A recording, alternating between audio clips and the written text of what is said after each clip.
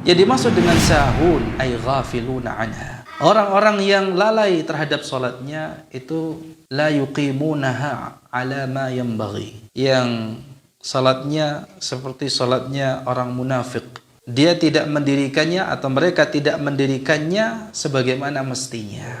Termasuk di antara bentuk tidak menegakkan salat sebagaimana mestinya itu bisa dilihat dari rukuk sujudnya, qiyam qu'udnya, bacaannya, jadi gerakannya, bacaannya, termasuk di dalamnya adalah waktunya.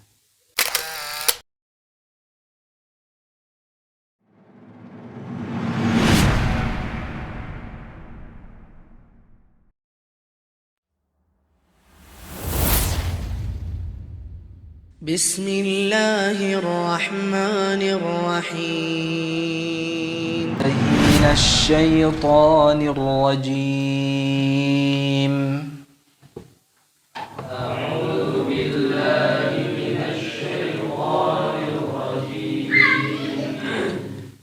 بسم الله الرحمن الرحيم.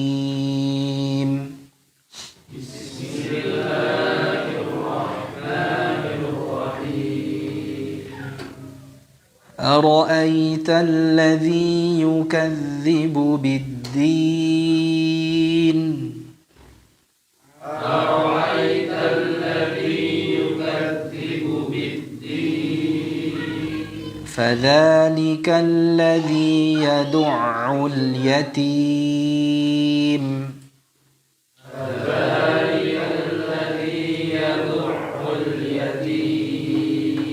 ولا يحض على طعام المسكين.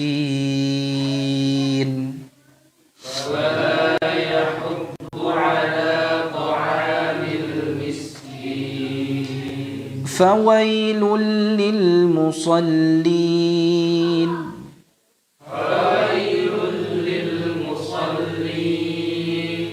الذين هم عن صلاتهم ساهون. الذين هم عن صلاتهم ساهون الذين هم يراءون.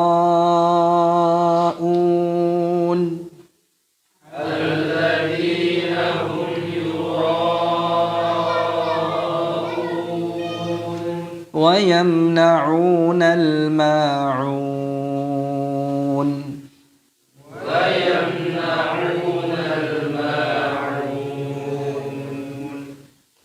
بارك الله. الحمد لله. الحمد لله الذي جعل أمتنا أمة الإسلام خير أمة،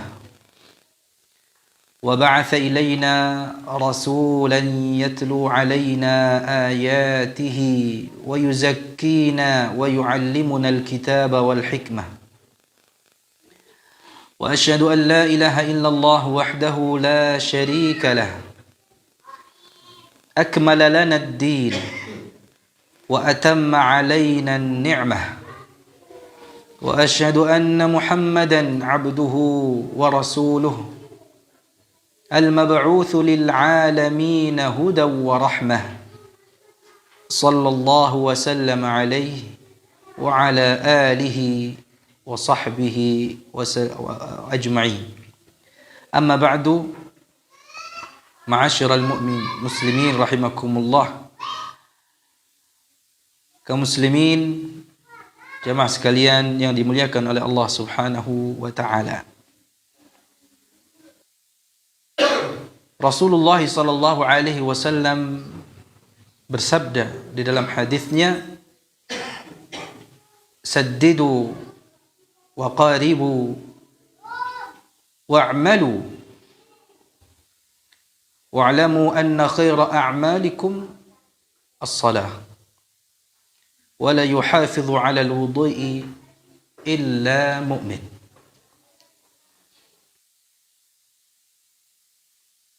Hadis yang dibacakan ini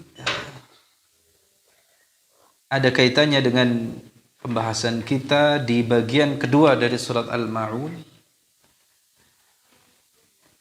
yaitu ayat yang keempat, kelima, dan keenam. Sedangkan ayat yang ketujuhnya ya, kembali kepada asal tema, yaitu siapakah orang yang mendustakan agama itu.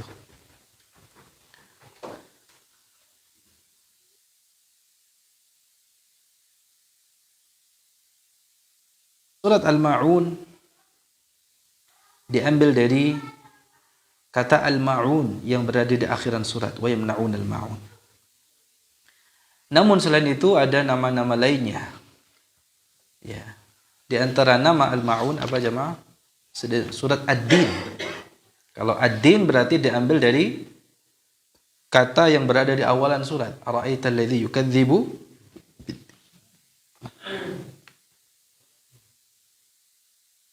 Dan nama-nama surat lainnya seperti surat Ar-Ra'aita, surat At-Takdzib, dan surat Al-Yatim.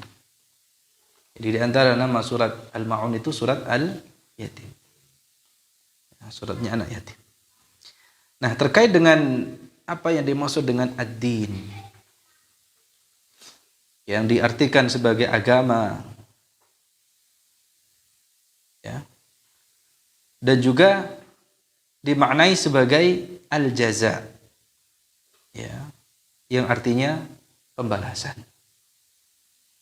Seperti di surat apa jemaah? Surat Al-Fatihah, Maliki Yaumiddin. Kata ad-din di dalam surat Al-Fatihah itu artinya adalah pembalasan.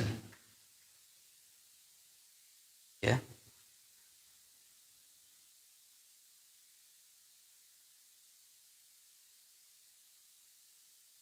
Yang menguasai hari pembalasan.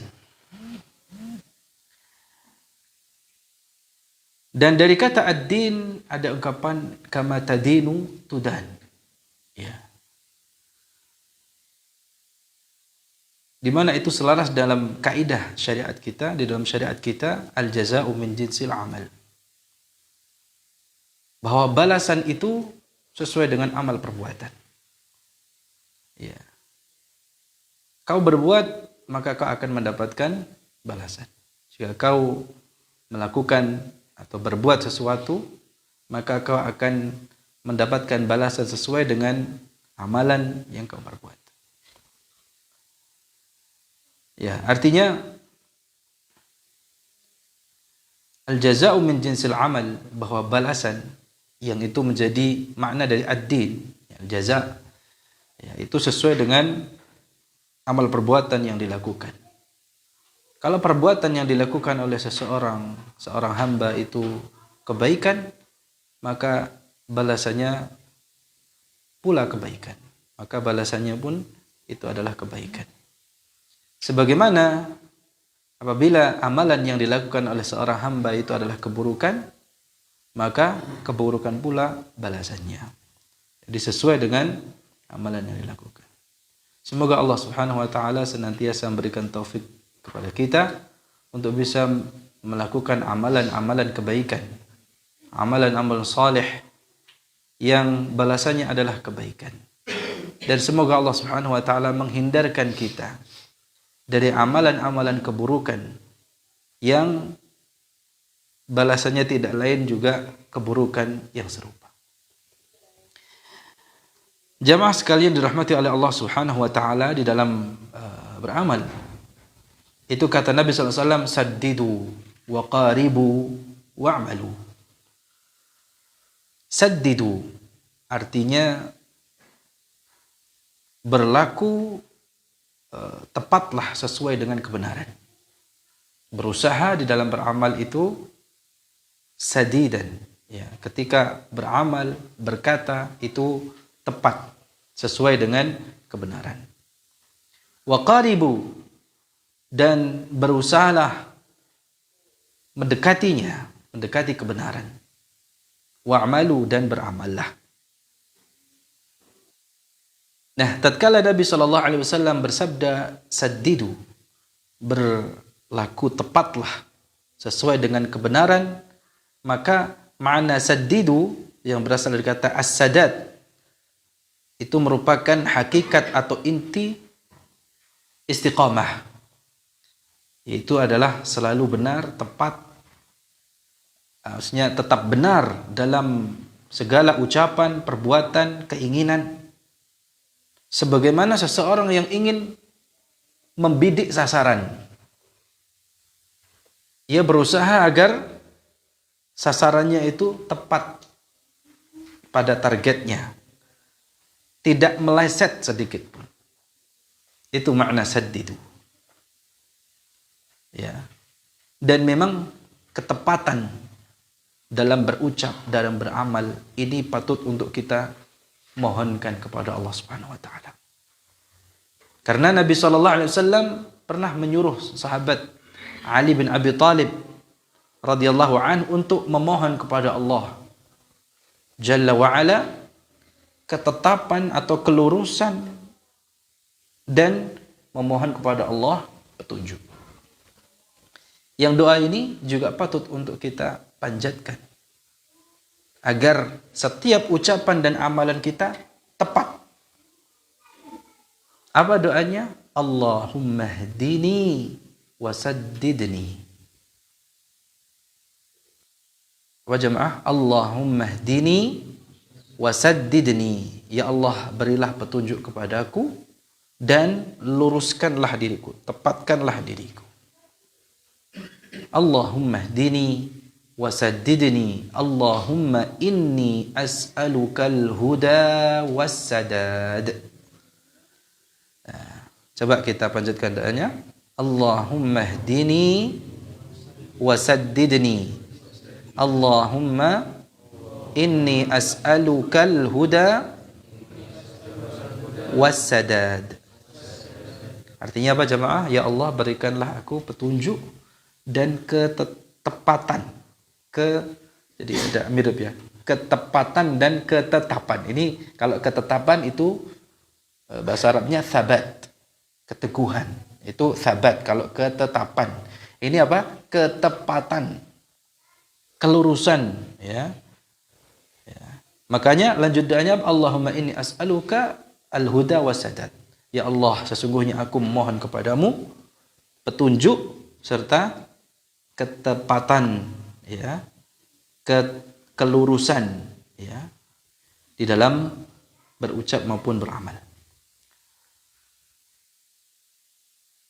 Kemudian Nabi SAW juga bersabda, saddidu wa qaribu. Ya.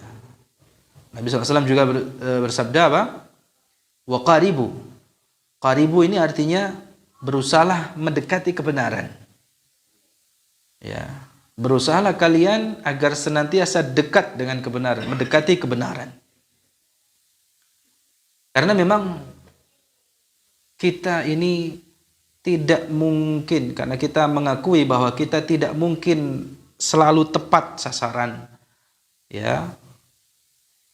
Ucapan, tindak tanduk, ya, perilaku kita itu tidak senantiasa bisa selalu tepat, ya. Bidikan kita ini tidak selalu tepat sasaran, ya. Kadang bleset gitu, ya. Tapi paling tidak jangan sampai melenceng jauh. Ini kalau kita hobi memanah, ya. Di sini ada coach kita, ya, Dokter Jaka, dan anak-anak kita yang hobi memanah itu di dalam memanah itu ada target yang ingin kita bidik.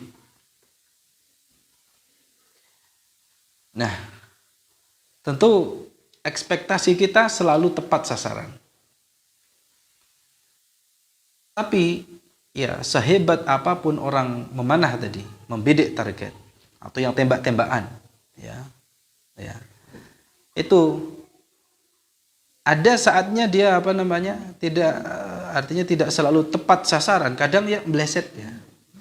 Tapi kalau melesetnya, ya, melesetnya itu sedikit, ya, itu masih mendinglah, tidak masalah. Yang masalah kalau meleset atau melesetnya apa? Jauh, melenceng. Bahkan bisa mengenai diri kita. Nah, ini yang membahayakan.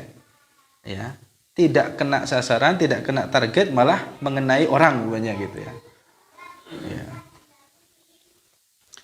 Oleh karena itu, di sini Nabi SAW memerintahkan kepada kita waqaribu, qaribu. Ya, jika tidak memungkinkan untuk tepat sasaran, maka hendaklah berusaha mendekati sasaran. Namun dengan syarat tetap berusaha, bertekad untuk senantiasa tepat sasaran. Untuk senantiasa benar baik dalam ucapan maupun perbuatan. Sehingga apabila tidak tepat sasaran, tidak benar, maka itu akan mendekati. Dia tetap di dalam target gitu ya. Tidak keluar dari keinginannya atau tidak ada unsur kesengajaan di dalamnya gitu. Karena berkaitan dengan amalan atau ucapan kita, ini yang tidak selalu tepat sasaran. Nabi SAW menyatakan bahwa kalian, kata Nabi, ya ayuhan nas, wahai manusia, innakum lan taf'alu ay lan tutiqu kullama umirtum bih. Sesungguhnya kalian itu tidak akan dapat melaksanakan dan tidak akan mampu melaksanakan semua yang diperintahkan oleh agama ini kepada kalian. Artinya kita tidak bisa selalu tepat sasaran. Ya kadang tergelincir, kadang lalai gitu ya. Tapi paling tidak masih pada agama ini. Ya. Keinginan kita bukan di luar agama. Ketika kita tergelincir, itu bukan karena kesengajaan. Walakin saddidu wa abshiru. Kata Nabi, akan tetapi berusahalah kalian untuk selalu benar dan bergembiralah dengan pahala amalan kalian. Jadi maknanya agar kita selalu berusaha untuk istiqamah, lurus, benar. Karena jika kita ini lurus, tepat dalam semua amalan, maka kita telah mengerjakan semua apa yang diperintahkan kepada kita. Kemudian kata yang ketiga, wa'malu, beramallah. Seorang muslim harus senantiasa beramal, amal soleh. Ya. Ketika kesempatan itu masih ada, ya, bergegaslah dalam melakukannya dengan ikhlas dan ittiba. Dia harus selalu berbuat yang terbaik yang bisa dilakukan sesuai dengan kemampuannya. Pilihlah amal-amal saleh terbaik yang mampu dilakukan. Yang harus didahulukan adalah yang amalan prioritas, amalan yang penting, kemudian yang paling penting, dan kemudian yang penting. Karena memang amal saleh ini kita tidak akan mampu bisa melakukan semuanya. Tapi paling tidak kita pernah melakukannya. Kemudian kita lakukan prioritas. Mana yang bisa kita tekuni, yang kita bisa istiqamah di dalamnya. Terutama amalan-amalan yang itu yang paling utama. Jadi kalau ada amalan-amalan yang utama, maka kita memilih ya mana yang paling utama di antara amalan yang utama yang kita lakukan sesuai dengan kemampuan kita. Walaupun mungkin kapasitasnya sedikit. Walaupun mungkin kalau dilihat itu adalah amalan yang terbilang ringan, tapi kalau itu adalah amalan yang kita istiqamahkan, itu lebih baik sesuai dengan kemampuan kita. Ya. Karena sekali lagi amal soleh dalam agama kita itu sangatlah banyak. Jadi jika harus memilih, maka ya kita pilih yang terbaik terlebih dahulu. Nah, dan di antara amalan terbaik di dalam agama kita adalah salat. Makanya lanjutan hadisnya, ya, setelah Nabi SAW bersabda saddidu wa qaribu wa amalu, beliau melanjutkan sabdanya apa? Wa'lamu anna khaira a'malikum as-salah.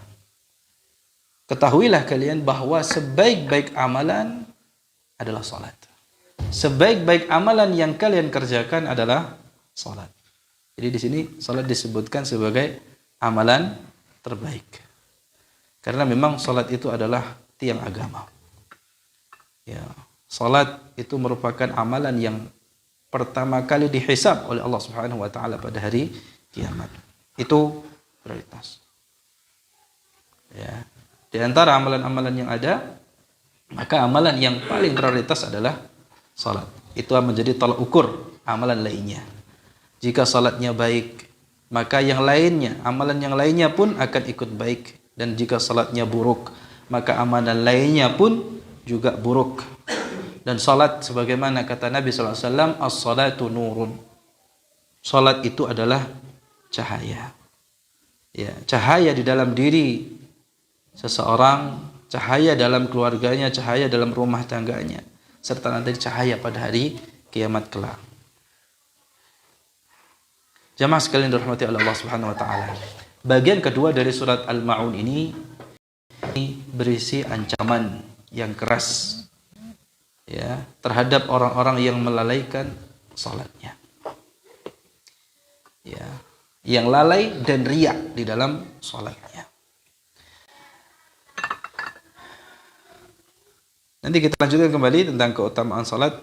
Sekarang kita bahas, ya, ayatnya yang berbunyi fawailul lil musallin. Maka celakalah orang-orang yang salat.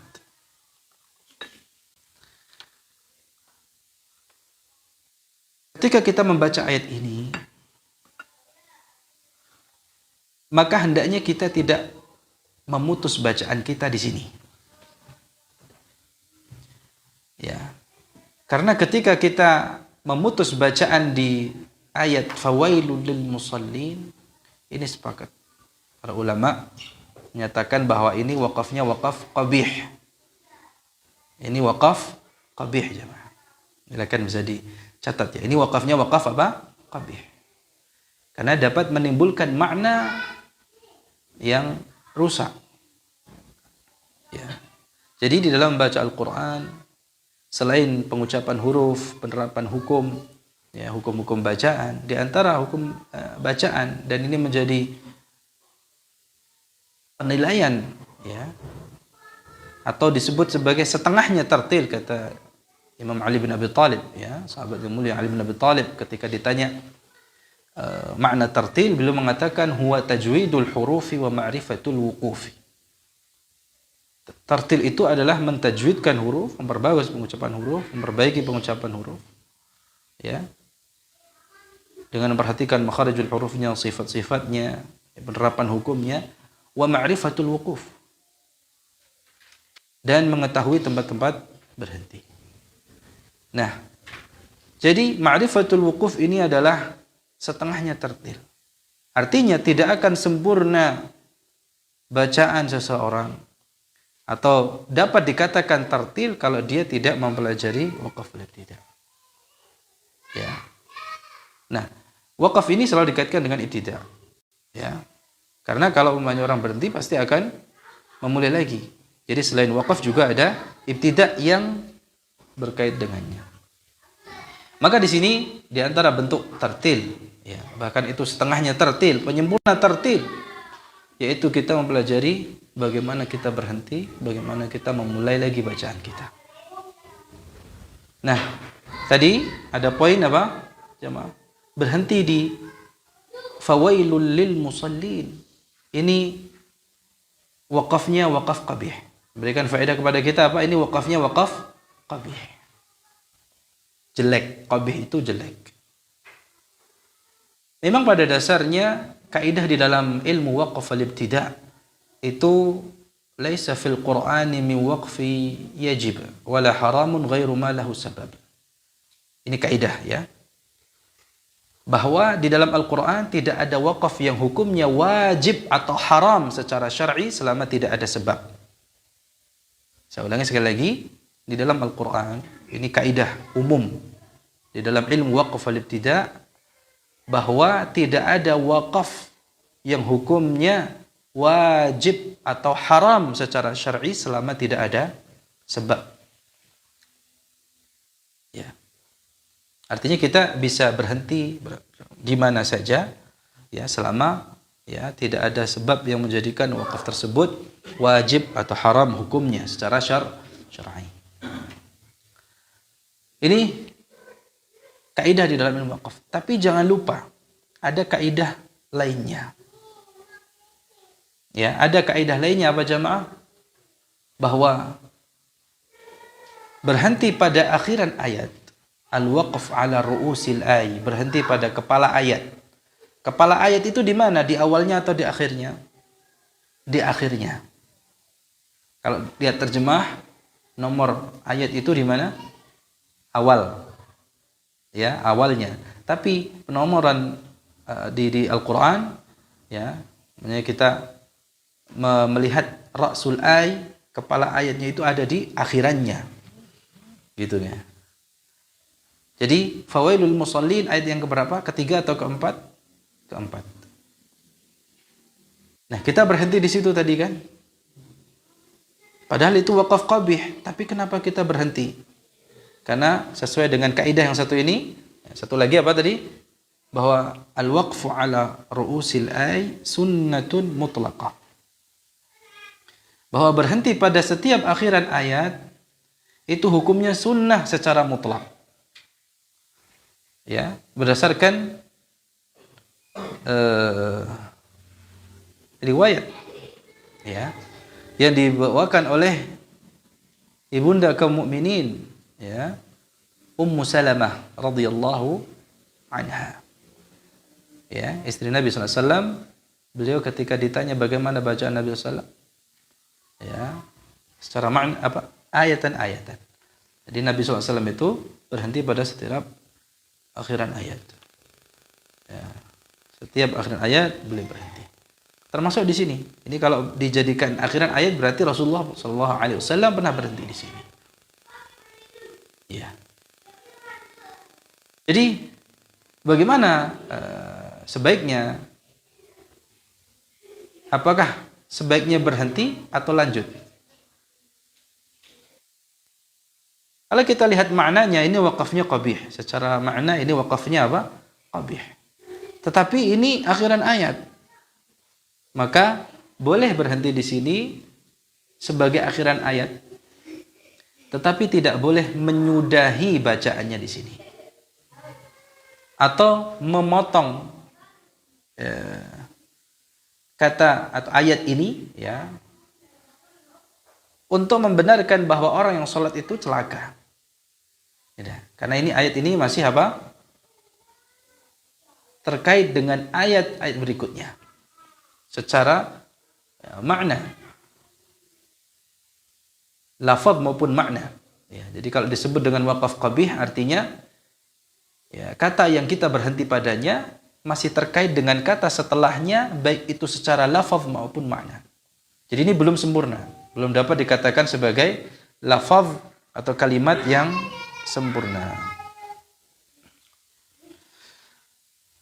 Jadi kalau dikatakan sebaiknya berhenti atau disambung. Supaya maknanya sempurna, kalimatnya sempurna. Kalau fawail muslimin masih kepotong. Memberikan makna yang ambigu. Barangkali bisa disalahfahami. Ya. Atau bisa dijadikan ya apa? Untuk menakut-nakuti orang yang sholat. Ya, ngapain sholat diancam? Tetap diancam. Padahal tidak berhenti sampai di situ. Ya. Siapakah yang dimaksud oleh Allah Subhanahu wa taala orang Yang sholat namun dia celaka, diancam dengan ancaman yang keras.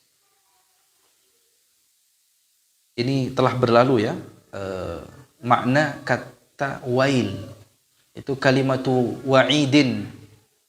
Ya, sebagai kata ancaman. Ya, dan di dalam Al-Quran banyak. Ya. Yang makna wailun, celaka, ini merupakan ancaman yang keras.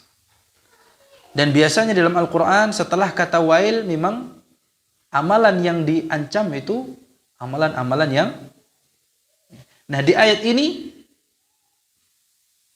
amalan yang orangnya diancam itu amalan yang mulia, sholat gitu kan. Jadi ini beda sendiri ini ya. Di antara ayat-ayat yang terdapat kata wail, wailul lil mutaffifin, wailul yawma idzil lil mukadzibin. Semuanya amalannya apa jemaah? Buruk semua. Tapi di sini amalan yang mulia, bahkan itu amalan yang terbaik kata Nabi SAW. Oleh karena itu kita akan berusaha untuk mendalami kenapa orang yang sholat ini diancam dengan wail, ancaman yang keras, atau ditafsirkan sebagai apa?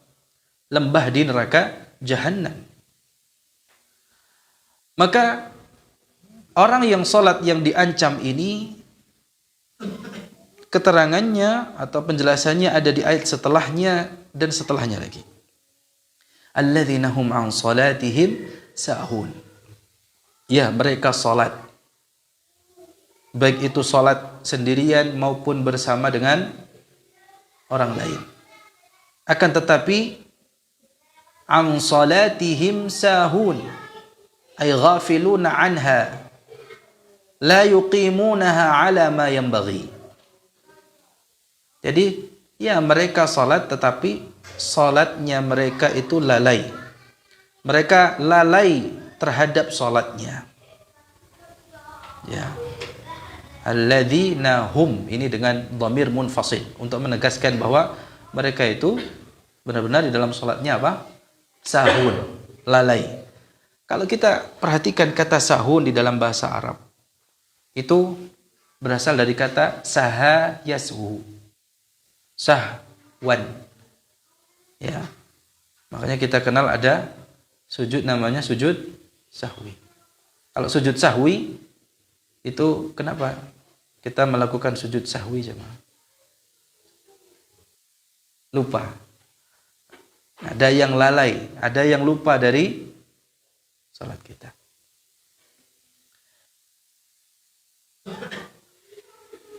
Kemudian kita disunahkan untuk melakukan sujud. Apa yang kita baca? Kita baca sebagaimana di dalam sujud-sujud lainnya, gitu ya. Itu yang kita baca. Nah, pertanyaannya, berarti kalau kita perhatikan kata ini, ya, sahun yang dalam bahasa Arab artinya sahu, lupa. Ya. Berarti kita, apakah setiap kita lupa termasuk dalam ayat ini? Iya ya, ya. Jadi apa namanya? Kalau secara bahasa, ya, diambil dari sahu, diambil dari sahun, diambil dari kata sahu. Ya, berarti kalau umpamanya kita lupa dalam sholat, kita termasuk di dalamnya, betul. Ya, tapi sebentar dulu, ya. Ya. Sebentar dulu, tidak titik sampai di situ. Ya, simaklah penjelasannya. Jangan ngantuk apalagi tidur. Ya. Jadi yang dimaksud dengan sahun ay ghafiluna anha. Orang-orang yang lalai terhadap salatnya itu la yuqimunaha ala ma yanbaghi. Yang salatnya seperti salatnya orang munafik. Dia tidak mendirikannya atau mereka tidak mendirikannya sebagaimana mestinya. Termasuk ya, di antara bentuk tidak menegakkan salat sebagaimana mestinya itu Bisa dilihat dari rukuk sujudnya, qiyam qu'udnya, bacaannya, jadi gerakannya, bacaannya. Termasuk di dalamnya adalah waktunya. Jadi makna sahun di sini luas. Tidak sekedar orang itu lupa dengan rukunnya, lupa dengan bacaannya, ya. Tidak. Kalau itu sebagaimana yang dijelaskan oleh Syekh Nasir As-Sa'di rahimahullah, tidak termasuk. Ya. Jadi terkait dengan ayat ini, alladzina hum an salatihim sahun, orang-orang yang diancam padahal mereka salat, ya, celakalah orang-orang yang salat, yaitu orang-orang yang lalai terhadap salatnya, alladzina hum yura'un, yang mereka berbuat riya, gitu ya. Itu kata Syekh Abdurrahman bin Nasir As-Sa'di rahimahullah, maksudnya adalah mereka itu orang yang senantiasa mengerjakan salat, akan tetapi mereka lalai dari salatnya. Secara waktu dia mengerjakannya di luar waktunya. Ya. Jadi pertama terkait dengan waktu, kata beliau, itu mereka tidaklah mengerjakan salat kecuali di luar waktunya. Kalau masih di waktunya maka tidak termasuk di dalamnya. Ya. Walaupun bukan di awal waktunya. Sekali lagi di sini kita harus mendudukkan masalah ini dengan benar supaya kita tidak serampangan. Jadi kita masing-masing melihat diri kita sendiri-sendiri. Kalau seseorang itu melakukan salat masih di waktunya, semoga dia tidak termasuk di dalam orang yang melalaikan salat. Yang dimaksud orang yang melalaikan salat, dia mengerjakan salat namun mengerjakannya bukan pada waktunya. Dan di situ nanti ada syarat dan ketentuannya, gitu ya. Ya. Tidak serta-merta ya langsung dihukumi ya, serampangan, ya, langsung diterapkan ayat ini kepada orang tersebut. Jadi masing-masing melihat kepada dirinya. Orang yang kata Syekh Abdurrahman bin Nasir As-Sa'di, celakalah orang yang salat, artinya mereka ya mengerjakan salat akan tetapi lalai mengerjakannya di luar waktunya dan tidak menyempurnakan rukun-rukunnya. Artinya tidak memiliki perhatian terhadap masalah salatnya. Mereka lalai salat yang itu merupakan ketaatan yang paling penting kepada Allah. Dan kelalaian inilah yang kata beliau menyebabkan pelakunya akhirnya mendapatkan ancaman fawailul lil musallin. Adapun lupa, kata beliau, kalau orang itu ketika salat dia lupa rukunnya, lupa yang wajibnya, wajibatnya. Ya. Kalau orang itu lupa di dalam sholatnya, maka ini pasti akan terjadi setiap orang. Ya. Bahkan ini pun pernah terjadi. Bahkan ini pun pernah terjadi pula pada Nabi SAW. Ya. Oleh karena itu Allah Subhanahu wa taala menjelaskan sifat mereka itu bahwa mereka itu berbuat riya. Keras hatinya dan tidak ada belas kasihan atau kasih sayangnya. Ya. Allah Azza wa Jalla berfirman, alladzina hum yura'un. Ya, yaitu mereka mengerjakan salatnya namun tujuannya agar dilihat manusia. Ini juga merupakan bentuk kelalaian. Ini juga merupakan bentuk kelalaian. Karena dia tidak menjadi di bawah salat ini semata-mata untuk menunaikan perintah Allah SWT. Ketika seseorang lupa akan hal ini, ya, termasuk orang yang melaksanakan salat di luar waktunya, dia juga termasuk orang yang lalai. Kalau orang yang lalai rukun serta ya kewajiban di dalam salatnya, ya, dia tidak memperhatikan tuntunannya, ya ini juga termasuk bentuk kelalaian yang Allah Subhanahu wa taala ancam di sini. Yang termasuk dalam kriteria orang yang salat namun diancam oleh Allah Subhanahu wa taala, alladzina hum an salatihim sahun. Jelas ya? Jadi di sini siapakah yang dimaksud sahun? Orang yang lalai dari salatnya, an salatihim sahun. Orang yang salat tetapi salatnya di luar waktunya, ya salatnya tidak sesuai dengan tata cara yang dicontohkan oleh Rasulullah SAW, itu juga termasuk di dalamnya. Dan juga orang yang tidak ikhlas di dalam mengerjakannya, tetapi mereka mengerjakannya karena ingin dilihat orang.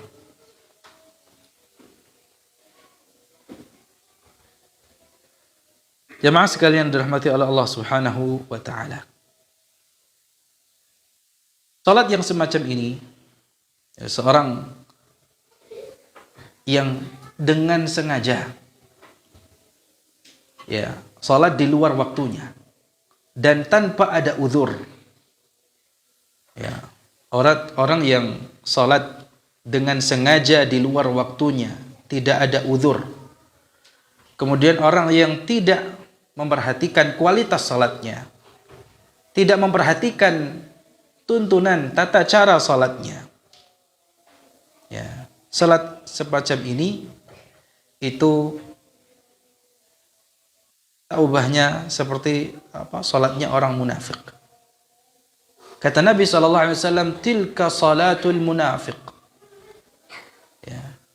Orang yang lalai di dalam salatnya, orang yang riya di dalam melakukan salatnya, itu salatnya orang munafik. Ya, ia duduk, ya, atau ya seperti orang yang salat asar namun sudah mendekati waktu maghrib. Ya. Ia duduk, kata beliau, ia duduk berada di antara dua tanduk setan. Ya. Hatta idza kanat baina qarnay syaitan qama fanaqaraha arba'an la yadhkurullaha fiha illa qalila. Lalu ia mengerjakan salat asar itu ya 4 rakaat, namun ia hanyalah mengingat Allah dalam waktu yang sedikit. Jadi artinya melakukannya dengan tidak benar, seperti ayam yang mematuk makanan. Dia mematuk sebanyak 4 kali. Ini menunjukkan bahwa salatnya hanya apa? Ya, gerakan seperti ayam yang mematuk makanan. Tidak ada kekhusyuan. Ya, zikir yang dilakukan itu sangatlah sedikit. Tapi orang yang salatnya benar, maka mereka tidak dicela oleh Allah Subhanahu wa taala. Jadi para ulama menyebutkan yang termasuk orang yang dicela di dalam ayat ini adalah orang yang ya tadi salat tidak sesuai dengan tuntunan, dilakukannya bukan karena Allah, ya, riya, dan yang mereka salatnya tidak khusyuk. Khusyuk yang itu merupakan perkara yang berat. Ya. Dan tercela kalau seseorang salatnya tidak khusyuk. Ya.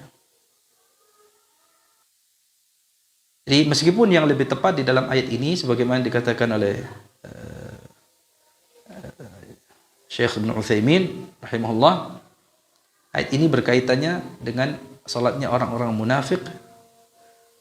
Namun barang siapa yang memiliki kelalaian dari salatnya, maka dia akan mendapatkan bagian, gitu. Yang benar, dia tetap akan mendapatkan bagian dari celaan, cercaan di dalam ayat ini. Dan kalau kelalaiannya sempurna, ya, maka sempurna pula kemiripannya dengan orang munafik tadi. Namun semakin sedikit kelalaiannya, maka semakin sedikit pula ia mendapatkan cercaan dari ayat ini. Wallahu ta'ala a'lam.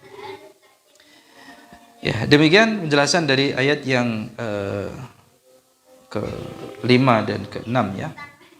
Ya.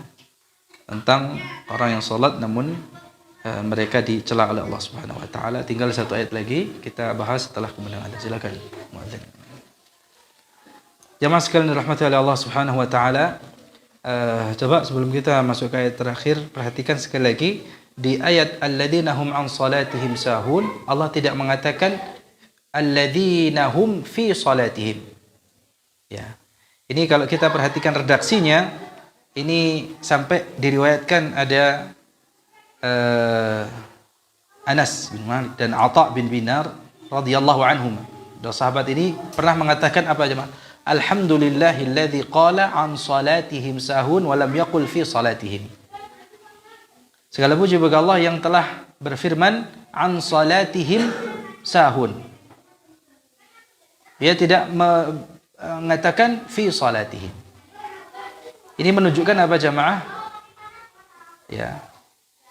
Orang-orang yang salat yang diancam itu mereka yang lalai terhadap atau dari salatnya, bukan di dalam salatnya. Ya, sebab kalau ayatnya berbunyi alladzina hum fi salatihim sahun, maka siapa di antara kita yang tidak pernah lupa di dalam salatnya? Bahkan Rasulullah SAW pun pernah lupa. Jadi di sini kalau kita perhatikan dengan jeli lagi, Allah tidak mengatakan alladzina hum fi salatihim sahun, tetapi alladzina hum an salatihim sahun. Ya. Itu tadi ya. Kemudian perhatikan kata-kata yuraun. Di antara sifat salatnya orang munafik yang diancam di sini, ya, sebagaimana yang ditafsirkan di sini, ini ayat ini berkaitan dengan salatnya orang munafik. Semoga Allah Subhanahu wa taala menjauhkan kita dari sifat munafik atau an-nifaq. Ya, di antara tanda kemunafikan, ya, ini juga bisa dijadikan sebagai barometer. Kalau kita salatnya masih lalai, asal-asalan, ya, di luar waktunya, maka ada tanda kemunafikan di dalam diri kita. Kita patut waspada, ya. Kita patut mawas diri, ya. Jangan-jangan kita termasuk golongan orang-orang munafik. Nah, di antara sifat orang munafik, mereka itu di dalam salatnya melakukan riya. Alladzina hum yura'un. Jadi mereka melakukan amalan memperbagusnya supaya orang itu melihatnya lalu menyanjungnya, memujinya. Ya. Dan ini menunjukkan bahwa salat mereka atau zikir mereka di dalam salat itu sangatlah sedikit. Wala yadhkurunallaha illa qalila. Ya, dan riya jamaah sekalian dirahmati oleh Allah Subhanahu wa taala itu sangatlah samar. Bahkan lebih samar dari semut hitam kecil di atas batu yang kelam di malam yang gelap gulita. Dan ini yang paling dikhawatirkan oleh Nabi SAW. Kata Nabi SAW, akhwafu ma akhafu alaikum asyirkal asghar. Yang paling aku khawatirkan atas kalian, ya, tidak ada yang lebih aku khawatirkan, melebihi khawatirku kepada kalian dari syirik kecil. Maka ditanyakan kepada Nabi SAW, apa itu? Beliau menjawab, ar-riya. Ya, ar-riya. Riya. Ya. Riya. Ini bahasanya terkait dengan amalan hati kita. Ya, tadi pikiran kita, ya, pikirannya sudah lalai, ya, kemudian kita melakukan amalannya riya. Nauzubillah min dzalik. Maka di antara doa yang diajarkan Nabi SAW, Rasulullah SAW pernah berdoa, dan doa ini mujarrab. Siapa yang ingin terhindar dari penyakit hati yang namanya riya ini, Ya, Nabi SAW pernah bersabda, "Qulu, ucapkanlah oleh kalian, Allahumma inna na'udzubika an nusyrika bika syai'an wa nahnu na'lam." Coba doa ini kita baca, nanti kemudian dihafalkan. Allahumma inna na'udzubika an nusyrika bika syai'an wa nahnu na'lam wa nastaghfiruka lima la na'lam. Ya, Allahumma inna na'udzubika. Ini di sini karena perintahnya kepada kalian, Nabi SAW menggunakan lafaz jama' inna. Tapi kalau diucapkan sendiri boleh dengan mengubah dhamirnya, Allahumma inni a'udzubika. Ya Allah, sesungguhnya kami memohon perlindungan, berlindung kepadamu, an nusyrika bika syai'an, untuk berbuat syirik atau menyekutukanmu dengan sesuatu. Wa nahnu na'lam, dan kami tahu. Wa nastaghfiruka, dan kami mohon ampun kepadamu, lima la na'lam, atas apa yang tidak kami ketahui. Ini doa yang diajarkan oleh Nabi SAW bagi siapa yang merasa ada penyakit riya di dalam hatinya. Dan ini termasuk bentuk kelalaian di dalam salat. Ayat yang terakhir, wa yamna'unal ma'un. Apa artinya wa yamna'unal ma'un? Ay yamna'una ma yajibu badluhu minal mawa'in. Ya. Wa hiya al-awani. Jadi mereka juga adalah orang yang enggan menolong al-ma'un, ya, barang yang berguna, al-mawa'in, ya. Jadi di sini terkait dengan makna al-ma'un, para ulama berbeda pendapat, ya. Ada yang memaknainya al-ma'un itu adalah semua benda yang berguna. Ya. Wa yamna'una al-ma'un, dan mereka enggan memberikan barang yang berguna. Gitu ya. Semua benda yang berguna itu disebut dengan al-ma'un. Ya. Ada pula yang memaknai al-ma'un itu adalah pinjaman yang itu nanti akan dikembalikan, ya, pinjaman yang kemudian akan dikembalikan. Artinya tidak mau memberikan pinjaman, ya. Dan di sini dimaknai al-awani, benda yang seperti wadah, aniyah, ya. Jika ada orang yang ingin meminjam wadah tersebut karena kebutuhan, ya, atau benda apa saja yang berguna, ya, wadah apa saja, atau mungkin ada gayung, ada piring dan lain sebagainya. Benda-benda yang berguna. Entah itu piring, gelas gitu ya. Ya, benda yang apabila seseorang datang kepadanya membutuhkan itu, ingin meminjam itu, dia menolaknya. Ya. Dan ini bisa dibawa kepada makna benda apa saja yang itu ada gunanya, apabila ada orang lain yang membutuhkannya datang kepadanya, dia menolak, tidak mau meminjamkannya. Ya, makanya di antara makna al-ma'un adalah pinjaman yang itu kemudian sesuatu tersebut yang dipinjamkan ya pasti akan dikembalikan, bisa dikembalikan. Jadi wa yamna'un al-ma'un ini bisa dimaknai sebagai orang yang pelit. Al-ma'un, ya, bukan. Wa yamna'un al-ma'un, orang yang enggan memberikan pertolongan, orang yang enggan memberikan, ya, pertolongan kepada orang yang membutuhkan. Ini merupakan sifat orang yang pelit, yang jika ada orang yang ingin meminjam sebuah barang darinya, dia tidak mau meminjamkannya. Walaupun orang yang meminjam berjanji akan mengembalikannya. Ya.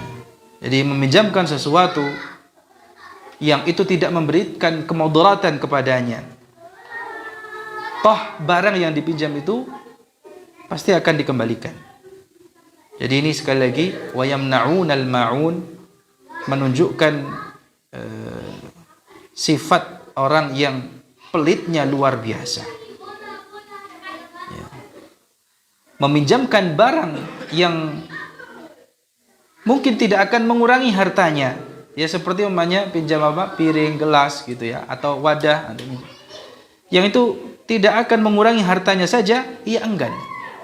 Apalagi dia mau untuk menginfakkan harta tersebut, ya tentu akan lebih pelit lagi. Ya. Semoga Allah Subhanahu wa taala menghindarkan kita dari sifat yang demikian.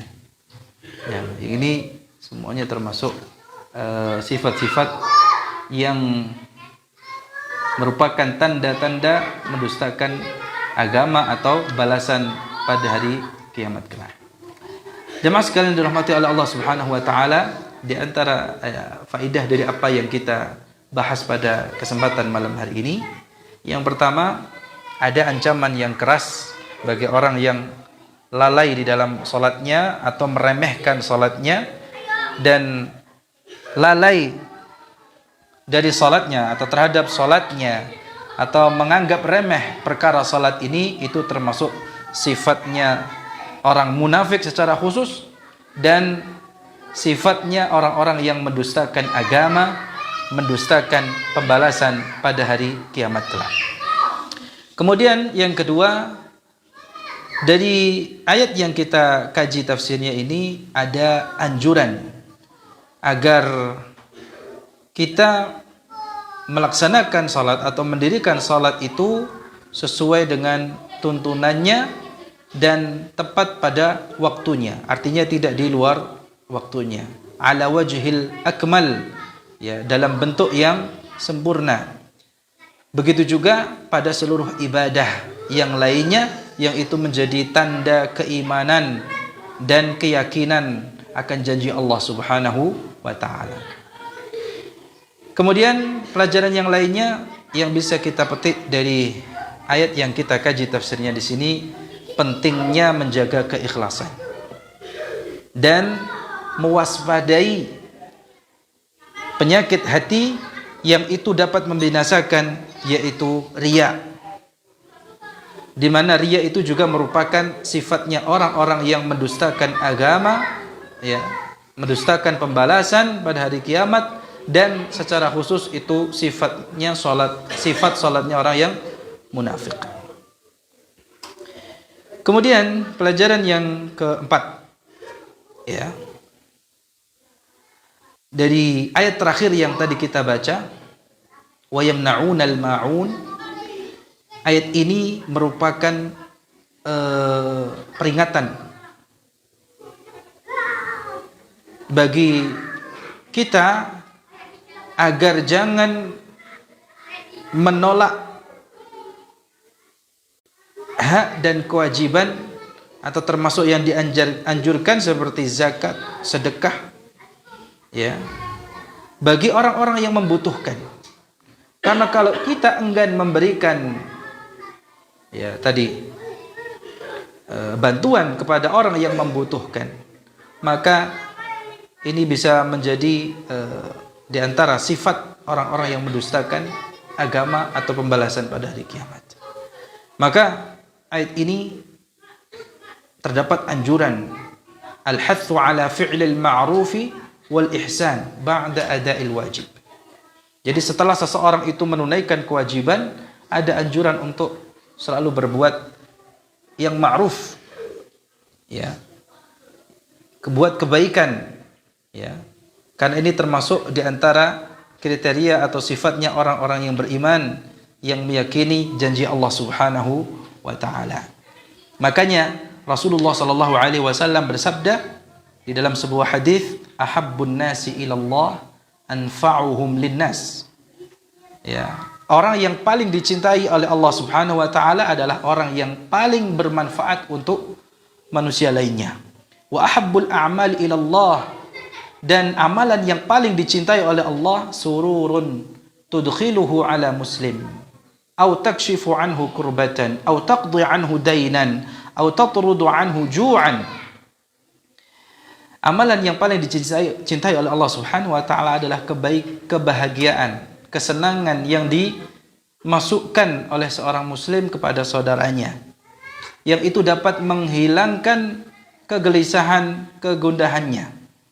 Atau seseorang yang membayarkan hutang, ya, saudara muslim lainnya, atau orang yang memberi makan. Jangan dianggap sepele, ya, maksudnya memberi makan atau menghilangkan lapar dari saudaranya. Wala an amshi fi hajati akhi ahabbu ilayya min an a'takifa fi hadzal masjid syahran. Kata Nabi SAW, lanjutan dari hadis ini, sungguh aku lebih senang untuk berjalan, ya, dalam rangka memenuhi kebutuhan saudaraku, ya. Sungguh aku berjalan atau pergi untuk memenuhi kebutuhan saudaraku itu jauh lebih aku senangi daripada iktikaf di masjidku ini selama sebulan. Ini menunjukkan bahwa, ya, memenuhi kebutuhan saudaranya yang membutuhkan itu jauh lebih dicintai oleh Rasulullah SAW daripada ibadah yang mulia, yaitu i'tikaf di masjid Nabi SAW. Itu berapa kali lipat pahalanya? Ya, bahkan itu selama sebulan penuh. Oleh karena itu, janganlah kita meremehkan sesuatu yang ma'ruf walaupun itu kecil, ya, karena kita tidak tahu amal soleh apa yang memasukkan kita ke dalam surganya. Kita tidak bisa meremehkan amal soleh, sesuatu yang ma'ruf, selama itu dilakukan karena Allah Subhanahu wa taala. Barangkali itulah yang menjadikan seseorang itu masuk ke dalam surganya Allah Subhanahu wa taala. Jadi pelajaran terakhirnya, annal matlub minal muslim amran. Ada dua hal yang dituntut atas seorang muslim. Yang pertama adalah al-ihsanu fi ibadatillah wal ihsanu ila ibadillah. Al-ihsanu fi ibadatillah wal ihsanu ila ibadillah. Berbuat ihsan di dalam beribadah kepada Allah dan berbuat baik kepada sesama hamba Allah. Itulah dua hal yang dituntut dari kita sebagai seorang muslim, ya, di dalam, ya, ibadah kita kepada Allah Subhanahu wa taala, dalam berbuat baik kepada sesama. Jadi inilah pelajaran penting yang kita dapatkan dari surat Al-Ma'un ini, surat yang diawali dengan penyebutan ihsan, ya, berbuat baik kepada sesama hamba Allah seperti kepada anak yatim, orang miskin. Kemudian di bagian keduanya atau di bagian akhirnya, ya, ditutup dengan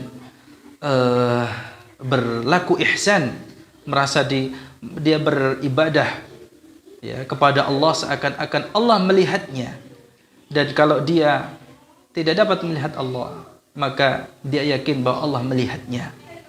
Jadi Allah menutup ayat ini, ya, dengan pelajaran berbuat ihsan di dalam beribadah kepada Allah serta ikhlas di dalamnya, khususnya, lebih khusus lagi di dalam masalah salat yang itu menjadi tiang agama. Kita diwanti-wanti agar jangan sampai melakukan riya di dalamnya. Jadi surat ini dibuka dengan atau diawali dengan menyebutkan berbuat baik kepada sesama hamba Allah dan ditutup dengan anjuran agar berbuat ihsan, ya, kepada Allah Subhanahu wa taala di dalam beribadah kepada Allah Subhanahu wa taala. Oleh karena itu, surat ini patut untuk kita kaji, kita pelajari supaya kita di dalam beribadah kepada Allah, ya, kemudian kita berbuat baik kepada manusia itu Ya, betul-betul itu kita lakukan karena Allah Subhanahu wa taala mengharapkan pahala yang ada di sisinya. Ya, ini surat yang patut untuk kita pelajari, kita perhatikan karena banyak sekali pelajaran walaupun pendek suratnya tetapi syarat dengan faedah yang itu akan sangat bermanfaat di dalam kehidupan kita. Wallahu taala a'la wa a'lam wa sallallahu wasallam ala nabiyyina Muhammad wa ala alihi wa sahbihi ajma'in. Subhanakallahumma bihamdika asyhadu an la ilaha illa anta astaghfiruka wa atubu ilaik. Assalamualaikum warahmatullahi wabarakatuh.